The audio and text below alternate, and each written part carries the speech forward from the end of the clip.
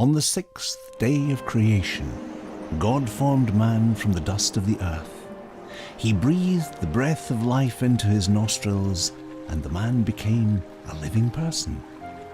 God planted a garden in Eden and placed the man there. God ordered beautiful trees and trees that bear fruit to grow up from the ground. In the middle of the garden, he placed the tree of life and the tree of the knowledge of good and evil. He gave instructions to the man to tend to and watch over the garden. God told the man, "You may freely eat the fruit of every tree in the garden, except the tree of the knowledge of good and evil. If you eat the fruit of this tree, you will surely die." Then God said, "It is not good for man to be alone. I will make a helper who is just right for him." God brought all the animals to the man to be named by the man. The man gave names to all the animals, but still there was no helper just right for him. So God caused the man to fall into a deep sleep. While he slept, God took out one of the man's ribs and closed up the opening. Then he made a woman from the rib, and he brought her to the man. "At last," the man exclaimed, "this one is bone from my bone and flesh from my flesh. She will be called woman, because she was taken from man." This explains why a man leaves his father and mother and is joined to his wife, and the two are united into one.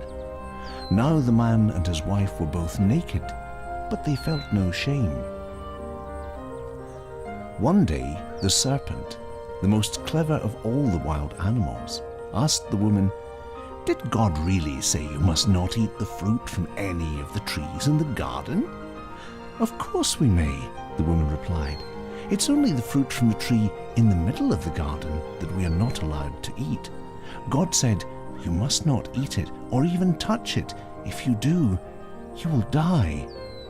"You will not die," the serpent exclaimed.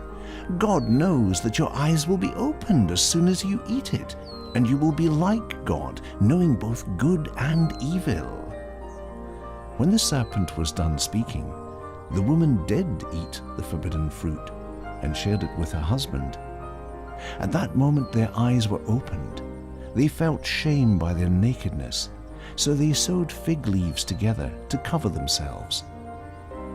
That evening they heard God walking about in the garden, so they hid. God called to the man, "Where are you?"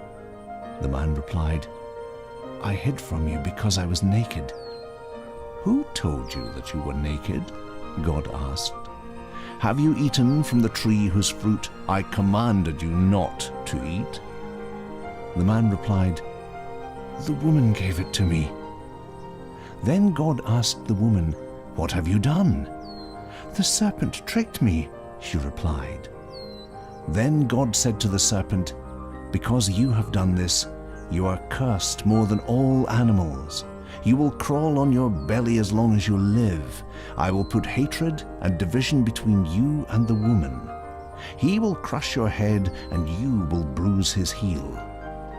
God then said to the woman, "I will sharpen the pain of childbirth, and your husband will rule over you." To the man he said, "Since you listened to your wife and ate from the tree, the ground is cursed because of you. All of your life you will work hard to grow your own food until you die. You were made from dust, and you will return to dust." Adam then named his wife Eve, and God made clothing from animal skins to cover their nakedness. God banished them from the Garden of Eden, and he sent Adam out to cultivate the ground from which he had been made.